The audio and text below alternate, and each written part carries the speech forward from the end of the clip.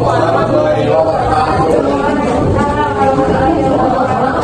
Ibu ini selaku replika yang saya hormati dan teman-teman yang saya banggakan. Di sini saya dan teman-teman akan mempresentasikan hasil penelitian. Sebelum presentasi, di sini saya akan memperkenalkan saya dan teman-teman saya. Nama saya Muhammad Rajayo. Saya di Pilihan Aku. Saya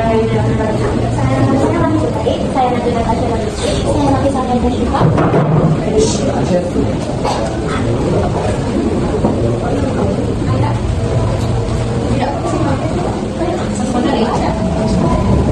Langsung saja ke tujuan proyek. Yang satu mengetahui perubahan vegetasi sebelum dan sesudah melakukan aktivitas fisik pada siswa. Yang kedua menganalisis kecepatan pemulihan vegetasi sesudah melakukan aktivitas fisik pada masing-masing siswa. Yang ketiga memberikan gambaran tentang kondisi kebugaran yaitu siswa kelas 11 berdasarkan hasil pengukuran dan analisis data. Di sini ada masalah saya satu berapa rata-rata presentasi kenaikan tujuan tadi kelompok siswa kelas 11 melakukan aktivitas fisik badminton dan skipping. Yang kedua bagaimana perubahan frekuensi tujuan tadi siswa kelas 11 selama melakukan aktivitas fisik badminton dan skipping dibandingkan dengan frekuensi tujuan tadi saat istirahat. Yang ketiga, bagaimana hasil analisis KPDN dapat diinterpretasikan dan dikaitkan dengan teori kebugaran kardiovaskular untuk memberikan gambaran kondisi kesehatan jantung di kelas 11.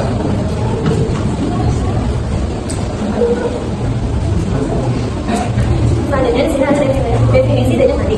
Denyut nadi merupakan getaran yang terasa pada dinding arteri akibat kerja jantung yang memompa darah ke seluruh tubuh. Frekuensi ini bisa menjadikan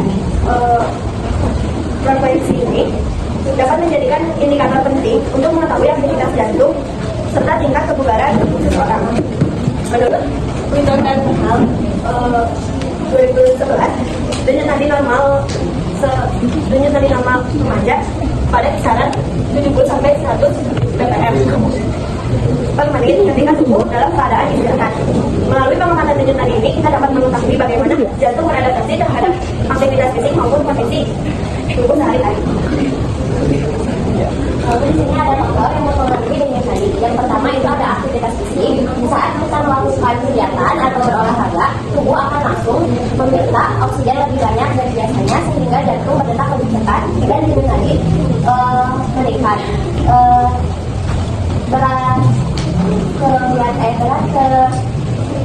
Semakin berat aktivitasnya, semakin cepat jantung berdetak. Lalu ada emosi atau stres. Saat kita mengalami emosi atau stres, tubuh akan langsung mengeluarkan hormon adrenalin. Hormon itu yang akan membuat jantung berdetak lebih cepat sebagai bentuk persiapan tubuh untuk menghadapi situasi yang dianggap menekan. Yang ketiga ada seusia anak-anak dan remaja biasanya cenderung memiliki denyut nadi yang lebih tinggi daripada orang dewasa karena mereka itu mempunyai jantung yang ukurannya itu lebih kecil dan jantung mereka harus memompa lebih cepat agar terpenuhi kebutuhan tubuhnya.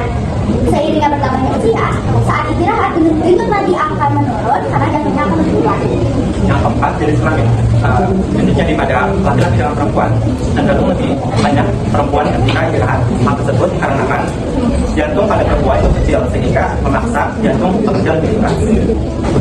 Yang kelima, kondisi kesehatan. Kalau misalkan tubuh kita yang lagi gak baik-baik aja, kayak lagi dehidrasi, lagi demam, atau lagi anemia, jantung tuh akan kerjanya lebih keras daripada biasanya karena akan menjaga aliran oksigen agar tetap lancar. Akibatnya denyut nadi akan meningkat. Dan yang terakhir, postur tubuh. Ketika kita sedang duduk, berbaring maupun berdiri, pembuluh darah ikut menyesuaikan kondisi kita dan jantung pun ikut menyesuaikan. Sehingga ketika kita lagi duduk lalu berdiri, denyut nadi akan sedikit lebih banyak. Di sini ada titik pengumuman. Jadi titik pengumuman denyut nadi itu ada 3 bentuk titik umum. Yang pertama itu ada di arteri radialis di sini, terus ada di arteri radialis medular, sama ada di bronkialis di sini. Nah, untuk arteri radialis buat ngeceknya cukup pakai satu tangan di pegangan tangan tepat di bawah jari di bawah tulang radius tepat di sini. Untuk pengecekannya kalian coba pencet kayak gini tapi jangan terlalu keras biar terasa. Terus yang kedua itu ada di kaloris atau di leher. Nah buat arterial leher posisinya itu ada di tempat di pinggir tenggorokan. Posisinya dia ada di samping lebih pula. Jadi arteri yang di sini tuh si pembuluh darahnya lebih besar, terus dia tuh lebih terhubung kepada jantung, jadi lebih akurat hasilnya. Sama yang terakhir itu ada brachialis di bagian dalam lengan atas. Jadi di sini untuk cara pengecekannya sama kayak yang di lengan pakai brachialis, terus nanti kalian cukup ditekan aja kayak gini. Nah kalau di daerah sini biasanya dipakai buat mengukur tekanan darah. Nah buat cara mengukurnya semuanya hampir sama. Buat memastikan intinya kalau misalnya kalian pengen lebih akurat, soalnya nggak semua orang itu tempat pengecekan nilainya itu sama. Ada beberapa orang yang susah buat dijangkau nilainya. Jadi pastikan kalian menggunakan teknik dan cara yang benar biar si hasilnya lebih akurat.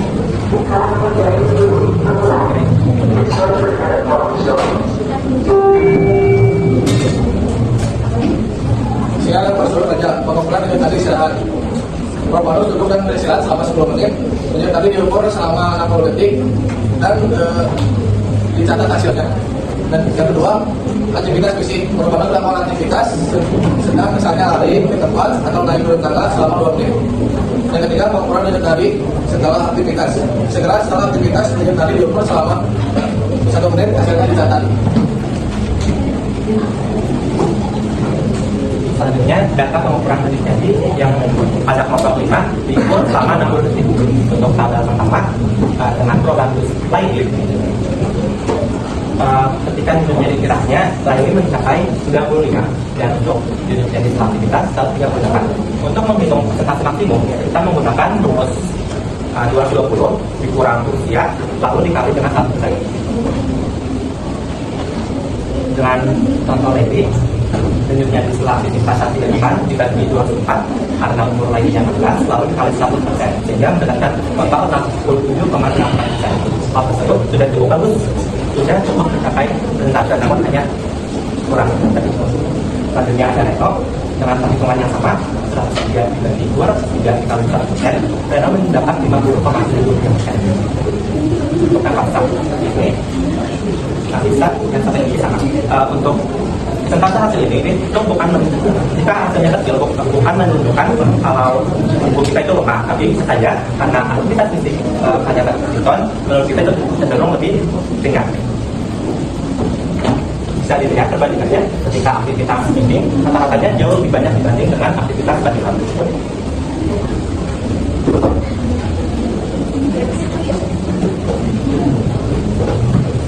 Untuk data yang kedua, kita menghitung rata-rata setiap kelompok.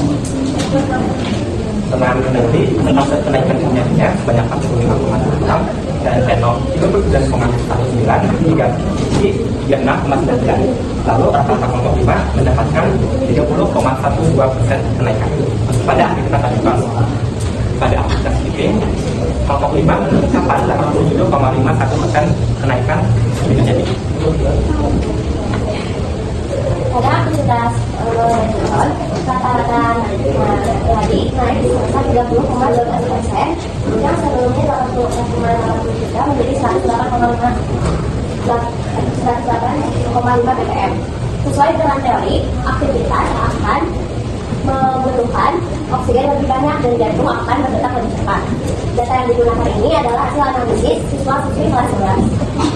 Lalu pada tabel hasil aktivitas sleeping terlihat bahwa kenaikan denyut nadinya dari yang asalnya 77,16 ppm naik menjadi 128,16 ppm dan rata-ratanya sebesar 87,51%. Itu menunjukkan bahwa aktivitas sleeping selama 2 menit cukup membuat kerja jantung kita itu meningkat, dan setiap orang memiliki kenaikan yang berbeda-beda. Karena yang perbedaan denyut nadi tersebut bisa kita lihat bahwa mereka itu memiliki tingkat kebugaran yang beda. Kalau misalkan orang yang kenaikannya itu kecil atau misalkan sedikit, bisa dibilang dia lebih bugar, dan bisa juga karena dia melakukan aktivitas yang kurang intensif dan sebaliknya. Selanjutnya ada interpretasi data dan koneksi teori. Yang pertama ada peningkatan denyut nadi sesuai dengan berdasarkan data denyut nadi meningkat sekitar 84,84 ppm menjadi 108,5 ppm setelah melakukan aktivitas fisik. Kenaikan ini menunjukkan adanya penyesuaian tubuh terhadap meningkatnya kebutuhan energi. Saat otot bekerja lebih keras, tubuh memerlukan lebih banyak oksigen, sehingga jantung harus memompa darah lebih cepat untuk memenuhi kebutuhan tersebut. Yang kedua adalah yang kedua adalah kardiovaskular. Jadi kondisi ini terjadi ketika kita sedang mengalami stres atau sedang melakukan aktivitas. Jadi itu terjadi karena ada 3 poin pertama. Yang pertama itu ada pompa itu di daerah jantung, terus ada pipa, sama yang terakhir ada peluru. Pompa itu terjadi di daerah jantung, di mana jantung mengirimkan frekuensi jantungnya untuk mematikan suplai oksigen dan oksigen tercukupi. Sementara untuk pipa itu terjadi di saluran terjadi di pembuluh darah, di mana setelah jantung meningkatkan frekuensi jantung tadinya, otomatis semua darah yang dipompa jantung itu harus disuplai ke seluruh tubuh yang membutuhkan oksigen ataupun nutrisi. Nah, terus yang terakhir itu ada volume. Kalau volume itu biasanya digunakan dibantu oleh lambung, ginjal dan juga hormon. Jadi itu bertugas untuk menjaga kadar garam agar tidak terjadi penurunan kesadaran di dalam tubuh.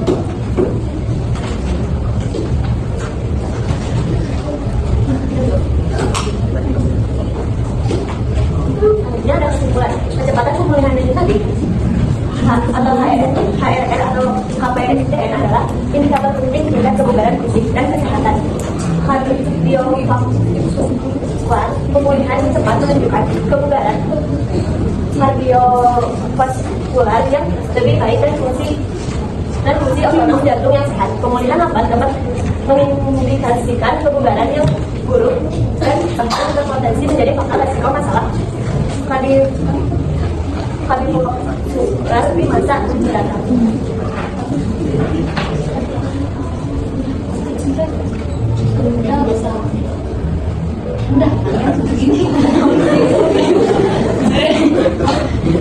Sekian presentasi dari kami. Maaf bila ada kesalahan, karena saya tempatnya salah. Assalamualaikum warahmatullahi wabarakatuh. Waalaikumsalam.